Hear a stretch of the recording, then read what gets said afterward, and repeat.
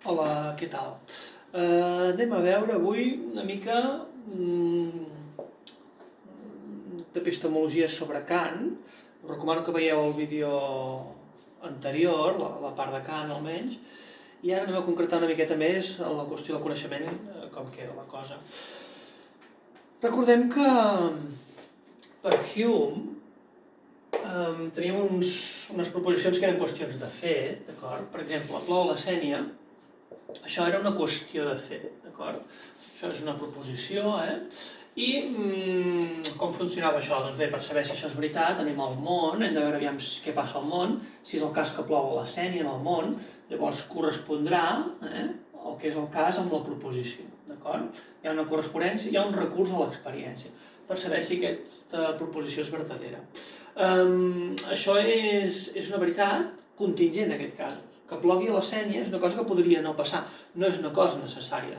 Recordem que pel coneixement nosaltres desitgem que tingui la propietat que sigui necessari, que sigui fort, segur. Aquí en aquesta època encara estem amb la idea aquesta que el coneixement ha de ser una cosa universal, necessària, forta. Doncs bé, Hume diu, recordem que l'empirisme és una mica escèptic, les qüestions de fet compte que són contingents, d'acord? Funcionen d'aquesta manera, això és el que tenim, enunciats contingents, ens diu una cosa que és el cas en el món, puntualment, però podria no ser, no és una necessitat del món que plogui a la Sénia. Doncs bé, aquests tipus de proposicions, Kant n'hi diu judicis sintètics a posteriori. És sinònim, qüestions de fet, ara tornem a canviar de nom, per Kant és judicis sintètics a posteriori. Per què és judicis sintètics a posteriori? Sintètics, què significa sintètic? Ens dona una nova informació sobre el món. Aquesta proposició, plou a la Sénia, jo no puc pensar-la amb la raó mateixa i pensar en treure plou a la Sénia. No puc, és impossible, d'acord? Per jo poder dir plou a la Sénia necessito anar al món, recurs a l'experiència, i després em dirà si això és veritat o no. Doncs bé, això és sintètic perquè ens dona nova informació del món. Un cop he anat al món a mirar com és i dic que això és vertader, tinc una nova informació sobre el món. Quina? Que plou a la Sénia. Sé una cosa més que no sabia abans. Sé una cosa més que només amb el pensar pur, amb la lògica, no puc treure, no puc obtenir, no puc donar llum a això. Necessito anar al món i quan m'ho confirma, després tinc una nova informació sobre el món. Sintètic, judici sintètic, em dona nova informació sobre el món. Sé una cosa més ara.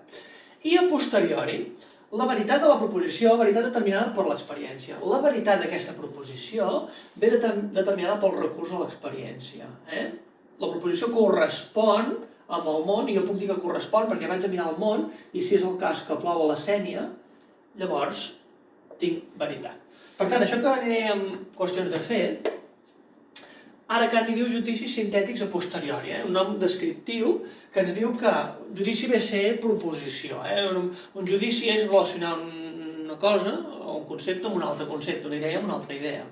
Per tant, judici, una proposició sintètica, ens diu alguna cosa sobre el món, i a posteriori, per saber si el judici és vertader o no, he de recórrer al món. Em dona una nova informació que plou a la Sénia, sintètic, nova informació, que jo amb el pur pensar no tindria. I a posteriori, per poder saber aquesta nova informació, he d'anar al món, a l'experiència, per comprovar si correspon o no. Molt bé. Doncs bé, això és una cosa dèbil, perquè segueixin contingent. Això que dèiem en Hume són proposicions contingents. Ens diuen coses del món, de com és el món, però puntuals, que no són necessàries. Podria no ploure a la Sénia, és una contingència que estigui plovent. Molt bé, recordem que en Hume també teníem un altre tipus de proposicions, que eren les relacions d'idees. Hume, relacions d'idees. Per exemple, A és igual a A, les de la lògica, proposicions de la lògica. O, per exemple, un altre que no he vist, però solter és home no casat. Aquest tipus de proposicions són relacions d'idees, relacionen idees, no estan dient res del món en realitat, no estan dient res del món, són coses que amb la pròpia raó les pot treure. Per exemple, a partir de A, del concepte de A, jo puc treure, lògicament, amb la raó que A és igual a A. No he hagut d'anar al món a mirar si això és així. En realitat n'he pogut prescindir, no faig servir el recurs de l'experiència, simplement ho trec pensant. O, per exemple, també, si dic solter és home no casat, un cop jo tinc el concepte de solter, la definició de solter, compte que en filosofia aquí sempre descomptem l'experiència necessària per saber el significat d'un concepte, o per exemple per la convenció de què significa solter en el nostre llenguatge, aquesta experiència no la contem, no compta. És un cop sabent el significat de solter, per convenció que hem determinat què significa, solter significa home no casat en realitat, un cop hem determinat aquest significat, per saber si aquesta proposició és vertadera, jo he d'anar a l'experiència, per saber que solter és home no casat, jo he d'anar a l'experiència a comprovar i després dir val aquesta proposició vertadera? No. Per saber si aquesta proposició és vertadera o si aquesta proposició és vertadera, jo, amb la raó mateixa, pensant en ella mateixa lògicament, pot treure, sabent el significat de solter, que és home no casat. En aquest sentit, això no aporta nova informació, és una informació que està contingut en solter i ha contingut la idea d'home no casat. Per tant, no és una informació nova això que trec. O, per exemple, en la idea d'A està contingut el concepte de ser igual a si mateix. Està contingut allà mateix. La raó mateixa amb la lògica ho treu i si dic que A és igual a A, no estic aportant una informació nova que no sapigués. Ja estava contingut en A. O si dic que solter és home no casat, dic que és home no casat no aporta res nou al que ja tinc a solter. Aquesta informació home no casat està implícita aquí. O ser igual a si mateix està implícita en l'A mateix, en el subjecte mateix del qual es predica una cosa. D'acord? Per tant, això és el que teníem les relacions d'idees. Ara Kant, aquesta mateixa idea li diu un altre nom, que són judicis analítics a priori. Abans dèiem sintètics, ara diem analítics, abans dèiem a posteriori, ara diem a priori. Què vol dir això? Aviam, analítics. Analític vol dir que no ens dona a la proposició de judici una nova informació del món. Com aquí dèiem, això que us estava dient, aquestes proposicions no ens diuen res nou del món, no m'estan donant nova informació, no m'estan dient coses que no sapigués. Jo ja sabia que A era igual a A, el ser igual a A ja sabia que estava aquí inclòs, o el ser home no casat ja estava aquí inclòs, no m'està dient res nou sobre el món, no m'aporta informació nova. Per tant, analític, sintètic era dona informació nova sobre el món, plou a la Sénia, però ara sí que plou. Analític, A és igual a A, que és igual a A no m'està aportant res nou, o que solter és home no casat no m'està aportant res nou. Per tant, són judicis analítics. I l'altre és a priori. Per què són a priori? Doncs bé, si a posteriori era perquè la veritat de la proposició és determinada per recurs a l'experiència, al món, assignar veritat. En aquest cas, per assignar veritat en aquestes proposicions, no recorro al món, no hi ha un recurs a l'experiència. És la mateixa raó, en si mateixa, el pensar lògic, que determina, a partir del que ve de la relació de conceptes, que allò és veritat. Per tant, a priori, veritat no determinada pel recurs a l'experiència. Molt bé. Aquests són els dos tipus de judicis que venien existint fins ara, d'alguna manera. Clar, el tema del coneixement, bé, això Hume ens diu que, bé, això ja és una cosa més forta, ja ens diu coses universals i necessàries. Per exemple, això és necessari, no pot no ser que A sigui igual a A. No pot no ser, no pot ser que A no sigui igual a A, no pot ser.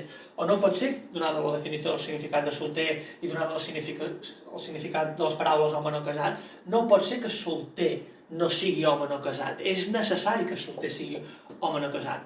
Per tant, aquí hi ha una cosa més forta, més segura. Aquí hi ha, igual com el Hume deia que això ja podria ser més coneixement, és una cosa més forta, té aquest component de necessari, doncs aquí d'alguna manera també ja li tenim una miqueta. Aquests judicis analítics a priori són més forts, d'acord? Ara bé, què passa, diu Kant, igual que Hume? Clar, Hume dubtava de la ciència, deia, compte, és creença probable. Clar, això Kant volia mirar de solucionar-ho, veiem què podia treure. Doncs bé, Kant diu que hi ha un tercer tipus de judici. Si no ficarem, si esborrem això. No ja sabem les regles. Hume ja el traiem del mig. No, per un moment, això també.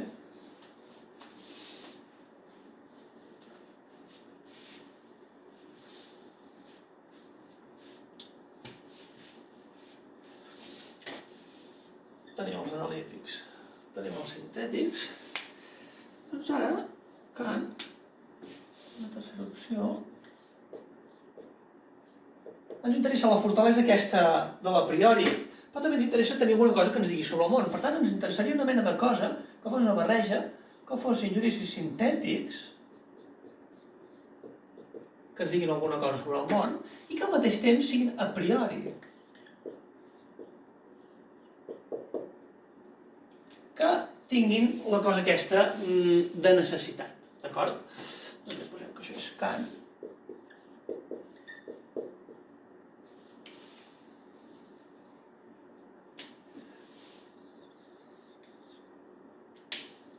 Doncs bé, aquest tercer tipus de judicis seran, hi ha un altre tipus de judici, que és el judici sintètic a priori. I aquests són els que estan relacionats amb les ciències, en particular la matemàtica i la física, i aquí és on podrem encabir el coneixement d'aquestes ciències. Per exemple, aquí podríem posar 2 més 2 és igual a 4. Clar, què ens dirà Kant? Doncs bé, aquest judici és sintètic. Per què? Perquè ens diu alguna cosa sobre el món. Ens aporta alguna informació. Nosaltres, només pensant en teoria, obtenim això, per tant, és a priori, només pensant obtinc això, però a més, és sintètic. M'està dient alguna cosa sobre el món. M'està portant una nova informació que jo no sabia. D'acord? Per tant, aquí posarem sintètic i a priori.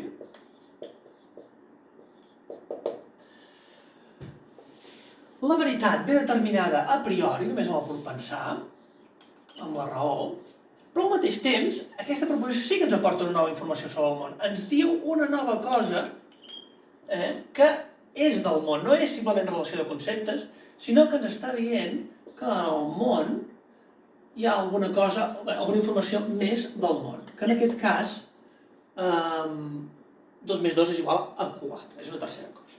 És una barreja, és una mica estrany, però bueno, és una barreja per sortir del pas i poder dir que la ciència no es queda només aquí aïllada a priori, sinó que, a més, sembla que ens digui alguna cosa del món i també per poder dir que la física és coneixement, que ens digui alguna cosa dels fenòmens del món. Doncs bé, això ho tenim en els judicis sintètics a priori. Ens diuen alguna cosa sobre el món, posarem aquí mates i física, però al mateix temps són a priori. Només pensant en la raó ja puc obtenir aquesta informació. Clar, això potser no s'entén gaire, però per entendre això haurem de veure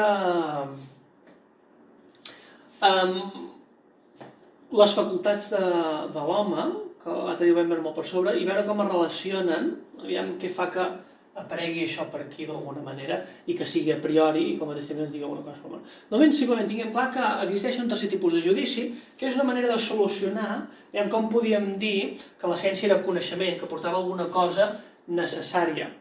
Perquè clar, ara ho veurem, però les matemàtiques, el que aporta, per exemple, el 2 més 2 és 4, ens aporta la noció de temps i d'alguna manera això configura el fenomen al món i per tant és una estructura a priori, aquest temps que es posaria aquí, que determina que el món sigui com és i per tant, a priori, només pensant, podem dir alguna cosa, coses relacionades amb el temps, que tenen a veure amb el món, que tenen a veure amb el fenomen. Anem a veure primer, aviam, això que us dic de les facultats i després s'entendrà una miqueta més bé. Només retinguem que hi ha aquests 3 tipus de judicis i que aquests judicis ens aportarien alguna cosa necessària del món i per tant habilitaria la ciència com a coneixement.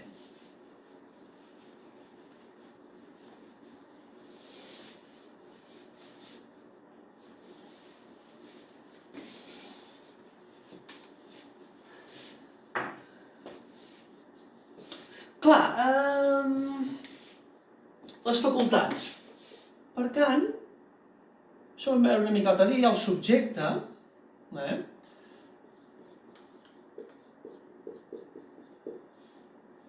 que és transcendental,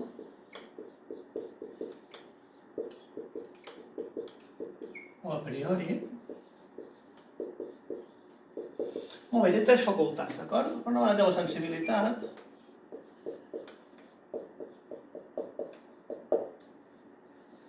per l'altra banda té l'enteniment i per l'altra banda té la raó. Clar, la sensibilitat, recordem que el subjecte era com una estructura a priori i que d'alguna manera posava les condicions de possibilitat del món, del fenomen. creava l'objecte del coneixement. Tradicionalment deien que hi havia un objecte allà donat, hi havia un subjecte que anava allà, el coneixia i deia les propietats, no?, de l'objecte, i era el coneixement, la cosa necessària que es pogués dir de l'objecte. Ara aquí vam dir que era al revés. El subjecte és una mena d'estructura, recordem que estem en un subjectivisme molt bèstia, és una estructura que posa les condicions de possibilitat del món. Això se'n diu fenomen ara, d'acord? El subjecte posa, fusionant racionalitat per una banda i sensibilitat, el racionalisme per una banda i l'empirisme per l'altra, posa unes estructures a priori que donen lloc al fenomen, a la cosa mateixa. Fusionant les dues tradicions, té aquesta visió que el subjecte posa l'estructura de la realitat, no? Configura allò que ell veu i que no se sap si hi ha més enllà una realitat. Doncs bé, aquestes estructures a priori, subjecte transcendental vol dir anterior al fenomen, diguem, el fenomen estarà aquí, al món, el fenomen serà el resultat, d'alguna manera, el món tal com el coneixem, el resultat, Per això el subjecte és transcendental, perquè és a priori, abans, és anterior al món, és anterior a la cosa, al que nosaltres entenem per món, d'acord? És un subjecte transcendental, per això se'n diu idealisme transcendental, perquè és un subjecte que posa una sèrie de condicions i genera el fenomen, que, clar, si això genera el subjecte, és com una mena de concepte, idea, idealisme transcendental, perquè és generat per una cosa que no se sap ben bé on és. Per això es diu que Kant segueix sent metafísica, com tota la tradició, després Nietzsche ho dirà, no? Tota la tradició filosòfica ha sigut metafísica, el valor posat en el més enllà, en aquest cas és un més enllà que va com un lloc diferent, en lloc de ser més enllà de les idees, més enllà del món, un món transcendent, una altra dimensió ideal, i el valor era allà, en Plató, el món de les idees, o el valor era allà en la forma de Déu, a la filosofia medieval. Doncs bé, vam veure que retrocedíem el subjecte i el valor es posava en els continguts mentals, bla, bla, bla. Doncs bé, això és el punt màxim d'aquesta situació, en què el valor es posa transcendental, però transcendental en aquest sentit, ara com a priori, anteriorment hi ha una estructura, el subjecte, però és una metafísica, o sigui, hi ha una cosa en una altra dimensió, el subjecte ideal, en aquest cas, que fa les seves idees, que és anterior al món, és en un altre pla que el món mateix, que la realitat. Per això segueix sent metafísica. El fonament, el valor, ja no les idees, ja no en Déu, ja no en els continguts mentals, sinó en el propi subjecte mateix com a estructura que crea la realitat, no? Brutal. Doncs bé, aquesta cosa transcendental, a priori, metafísica encara, d'acord? Molt bé, després Nietzsche què dirà? Tot això ha sigut metafísica, hauríem de desfer-nos d'això, intentar-nos quedar només amb el món, sense anar més enllà amb un món ideal o amb un subjecte previ que constitueix el món. Doncs bé, dèiem que el subjecte és aquesta estructura a priori, però té tres... Com configura el fenomen? Doncs a partir de, bàsicament, dos elements, sensibilitat i enteniment, això és una facultat secundària. Com configura el fenomen, el subjecte? Doncs bé, per una banda té la sensibilitat, i la sensibilitat posa una cosa, una estructura, és una mena d'estructura a priori, que per una banda és l'espai i per l'altra banda és el temps.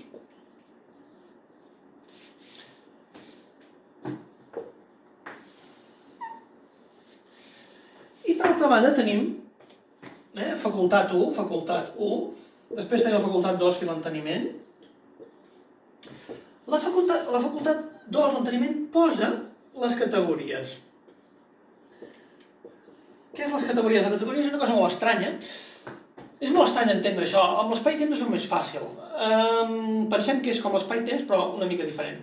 L'espai i temps pertany a la sensibilitat. La facultat de la sensibilitat, allò que la tradició venia per la part de l'experiència, diguem, aquí Kant diu que el subjecte aquest transcendental a priori, aquesta estructura a priori, per una banda, i això ho fa al mateix temps, no és que faci primer posi una cosa i després posi una altra, això al mateix temps està posant, per una banda, està posant espai i temps com a estructura. Això, el món, el fenomen, té espai i temps. Està clar, l'espai i temps és condició de possibilitat de l'experiència, és la condició de possibilitat de tenir món. No podem imaginar un món, el fenomen, el concepte, sense que hi hagi espai i temps. De fet, això és espai per definició, quan l'imaginem és espai. També hi ha temps, no?, d'alguna manera, però l'espai es veu molt clarament, o sigui, l'espai és fàcilment entendible que és una condició de possibilitat d'existir el fenomen. Sense espai ja no hi hauria el fenomen. Doncs aquí veiem l'espai, aquesta cosa, l'espai és l'estructura que posa el subjecte. No és que hi hagi un espai allà objectivament donat, sinó que és una cosa relativa al subjecte. El subjecte la posa d'alguna manera. És una estructura a priori d'aquesta cosa que dona, per una banda, espai per constituir el fenomen. Molt bé, però el fenomen no només és espai, necessita altres elements. Doncs bé, també el temps. El temps seria una estructura semblant, també correspon a la part de la sensibilitat, i el subjecte, de manera transcendental, posa aquesta estructura al temps per constituir el fenomen.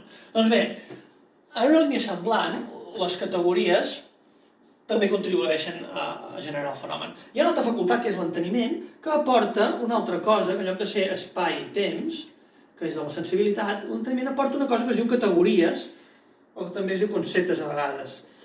És difícil d'entendre. No pensem ara aquí que tenim espai-temps i que aquí aportem, per exemple, el concepte o la idea de casa per configurar el fenomen, perquè recordem, el fenomen és el resultat, per tant, la idea de casa només pot estar aquí perquè la casa ja és la fusió d'espai-temps i les categories corresponents, d'acord? Per tant, no pensem que aquí prèviament, a priori, ja hi ha un fenomen, perquè estem mirant quines les condicions de l'estructura per generar el fenomen. Llavors, no pensem que aquí d'alguna manera hi ha la casa ja donada. Aquí hi ha d'haver unes categories, uns conceptes més bàsics, uns conceptes a priori, uns conceptes que encara no siguin ells mateixos fenomen. L'espai no és ell mateix un fenomen, el temps no és ell mateix un fenomen. És això, és una estructura a priori, una mena de maons, una cosa estranya a priori. Doncs ha d'haver unes categories, em posa 12, que no hi entrem, és una cosa que tampoc s'acaba d'entendre massa, però hi ha una mena de categories, diu per exemple la unitat. Bé, intentem imaginar una mena d'ingredients, sense ser la cosa, que possibiliten que el fenomen sigui fenomen, d'acord? Que tot el món, que tot el fenomen, sigui el que és. No només amb espai-temps tenim el món que veiem diferenciat, hi ha més coses allà. Doncs bé, aquests altres ingredients que hauríem d'afegir per poder tenir un concepte, un fenomen, un món, doncs cauen aquí les categories, la part conceptual, que és una cosa molt estructural. Això és com una estructura, com si fos ens formés una casa, una malla de ferro, no? Estructura, és una cosa estructural. No una casa ja feta, sinó els elements constitutius. Doncs bé, això caurien aquí. Hi ha per una banda sensibilitat i per altra banda enteniment. Enteniment posa categories, sensibilitat posa espai i temps, i això unit al mateix temps, no abans un i després l'altre, i no es poden separar conceptualment perquè estan units. Això està tot, no és que hi hagi aquest ordre temporal, explicativament ho separem així, però això està donat així. Simplement ho posa el subjecte, però a la vegada i tot junt, això està tot sumat. No és que puguem agafar espai i dir separat, però nosaltres intel·lectualment, per explicar-ho, separem així. Això està unit i dona lloc al fenomen, de manera simultània, d'acord? I amb el mateix pes, simplement són elements a priori, estructures a priori que generen el fenomen, simultàniament. I aquesta és tota la història, d'acord? Abans de parlar d'això, doncs fem esment d'això que dèiem dels judicis. Clar, com que el subjecte posa això, qualsevol cosa que amb la raó puguem predicar de l'espai i el temps, 2 més 2 igual a 4, o de l'espai, això té a veure...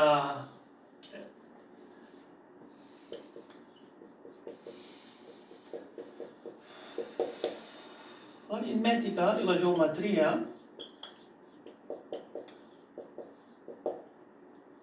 tenen a veure amb la facultat de la sensibilitat. Per què? Perquè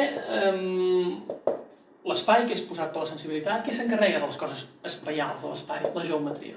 Per exemple, la suma dels angles d'un triangle, suma angles d'un triangle 180 graus. Això ens estaria una cosa de l'espai. Fixem que la geometria és una disciplina que es basa en aquest a priori, en aquesta estructura a priori, en l'espai. Es diu sempre coses de l'espai, curiós. En canvi, l'aritmètica té a veure amb l'estructura a priori del temps, perquè si fiqueu sumar, és una cosa que té a veure amb el temps d'alguna manera. 1 més 1, 2. És una cosa estranya, però si t'hi fixes, és veritat, la suma o qualsevol operació matemàtica té a veure amb la cosa temporal. Ja sigui sumar, restar, multiplicar, és l'addició, la suma es veu molt intuïtivament, no? Però sí que, és curiós, però sí, l'aritmètica està relacionada amb aquesta categoria, està relacionada amb el temps, no? Per exemple, 2 més 2 és igual a 4. Doncs bé, clar, com que és una estructura a priori, com que l'espai i el temps són dues estructures a priori, Per això dona lloc a que geometria i aritmètica, per exemple, la ciència i la física que parla de coses relacionades amb això, puguin ser d'alguna manera a priori, perquè com que són categories a priori, podem dir coses d'això, podem dir coses d'això només pensant, a priori, recordem, judicis,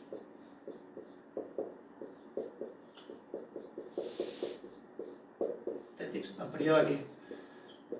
O sigui, que es diu alguna cosa del món, però això seria el coneixement, ciència. Que ens digui alguna cosa del món, però que tingui la fortalesa de ser una cosa a priori, de ser una cosa necessària, que puguem treure de manera necessària.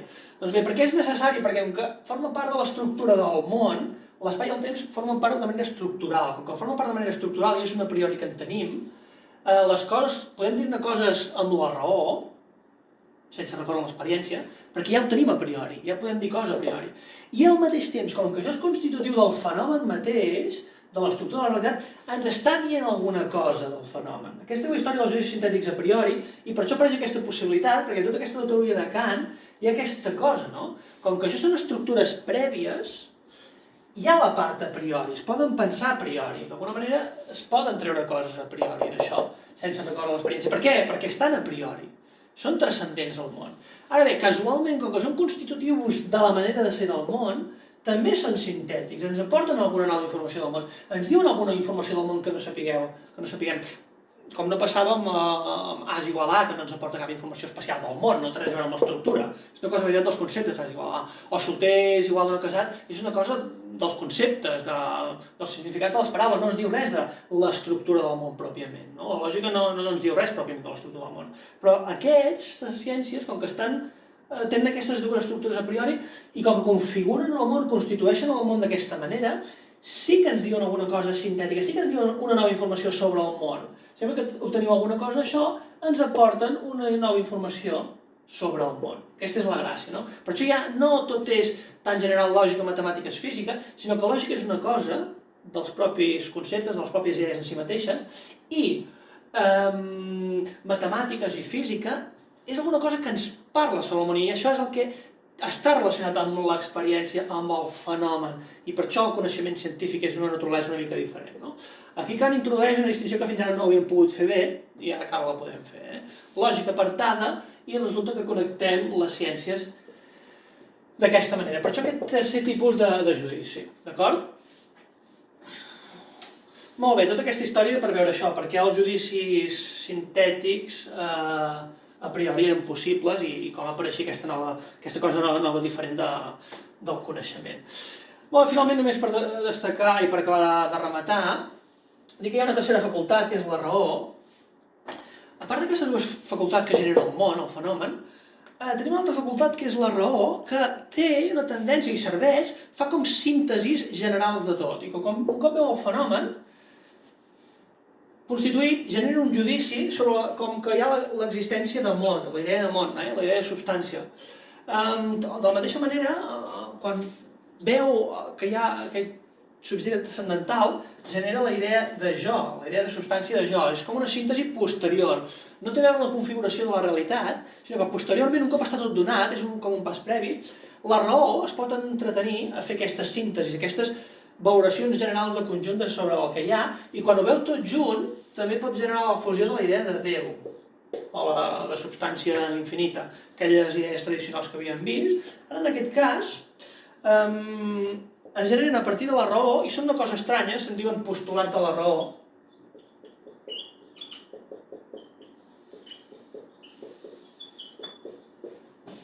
I aquí hi ha tota una història i es connectarà amb l'ètica després, però hi ha uns postulats de la raó que el subjecte d'alguna manera hi tendeix a aquesta idea, són unes síntesis que fa, vist el panorama, són unes síntesis que no corresponen a aquest pla. No hi ha un fenomen de món, no hi ha un fenomen de jo i no hi ha un fenomen de Déu, perquè és la suma. Recordem que realment, ara, vista l'estructura aquesta, l'únic que existeix pròpiament és el fenomen. No podem dir que existeixi res més. Ara, tenim una facultat, la raó, que fa síntesis, veient aquest panorama, dedueix, més enllà del que seria el propi fenomen, que existeix una cosa unitària com una mena de món com a conjunt, i que existeix una mena de jo com a suma conjunt de totes aquestes facultats, i que existeix una mena d'entitat que és com Déu, que seria la suma de tot plegat. Però això, diguem, és una cosa que es dedica a la raó, no té a veure amb el coneixement, no té a veure amb la ciència, tindrà més a veure amb l'ètica.